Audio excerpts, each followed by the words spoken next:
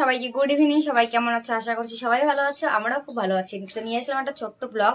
তো আমরা এখন সবাই মিলে যাচ্ছি ইসকনে ঘুরতে। ইসকনে এত সুন্দর একটা পরিবেশ, তোমাদের মুখে বলা যাবে না না দেখলে। তো তোমরা আমাদের ব্লগটা দেখতে থাকো, কেউ ব্লগটা মিস করবে না।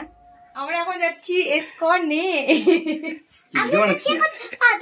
আমরা এখন যাচ্ছি ইসকনে। তুমি রেডি হয়ে যা। হই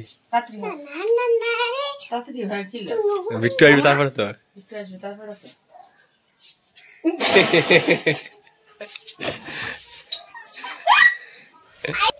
আমরা এখন অন্ধকার গলি দিয়ে হেঁটে হেঁটে যাচ্ছি। আমার ছেলে তো একদমই হাঁটতে চায় না। আমরা এখন রোডে গিয়ে তারপর টোটোতে উঠবো। টোটোতে উঠে দেখি দোকানদার দুটো বেলুন নিয়ে, কি সুন্দর বেলুন দুটো নিয়ে দাঁড়িয়ে আছে। হচ্ছে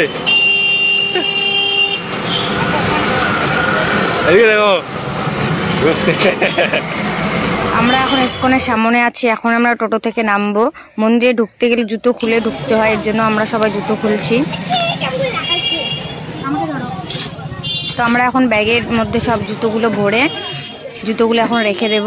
মন্দিরে তো জুতো পরে প্রবেশ করা যাবে না। ওখান থেকে আমাদের একটা টিকিট দিল। এই টিকিটটা জুতো রাখার জন্য 10 টাকা নিল আমাদের কাছ থেকে। টানে না সত্যি করে আমরা ছিলাম কি মানে কোনো মন্দিরে যাবো না এক বছর ঠিক আশা করি।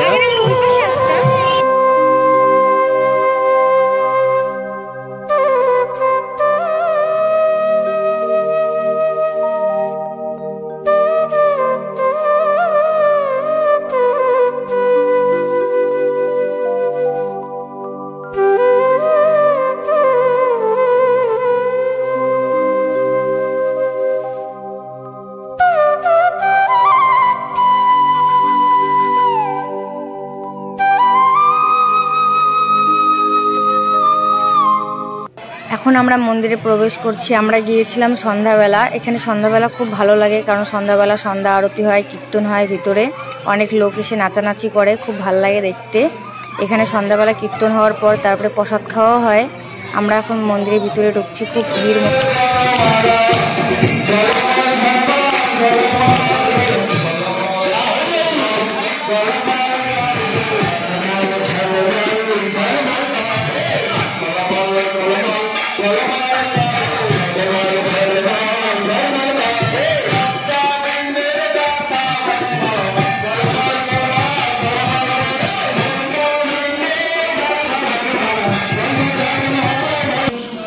মন্দিরের ভিতরে এরকম করে সুন্দর করে কৃষ্ণ ঠাকুরের লীলাগুলো পুরো দেওয়ালেই দেওয়া আছে। আমার ছেলে এগুলো গুনে গুনে দেখতেছিল যে কতগুলো ঠাকুর আছে এখানে। তারপর আমরা পুরো মন্দিরটা ঘুরে ঘুরে ঠাকুরগুলোকে দেখতেছিলাম।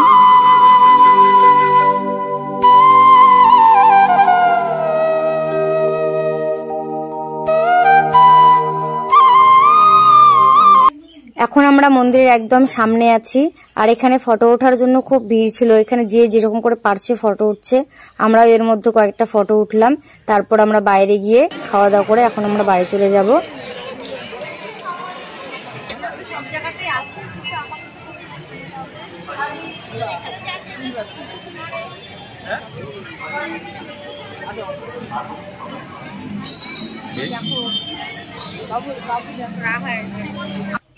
মন্দিরের ভিতরে দোকানগুলোতে কি সুন্দর সুন্দর ঠাকুরের মালা এবং ঠাকুরের মূর্তি বিভিন্ন ধরনের জিনিস দিয়ে তৈরি, সেগুলো সেই সুন্দর লাগে দেখতে।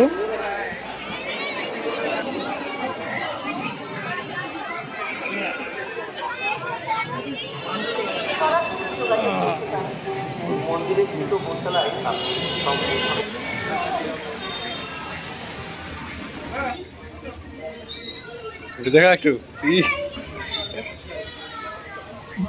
বেরিয়ে গেছি না।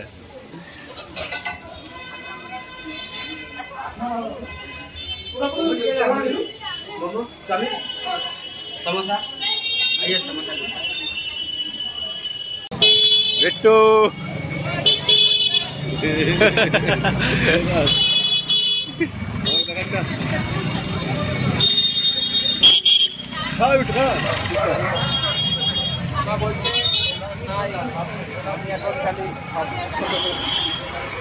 শেষ হয়েছে।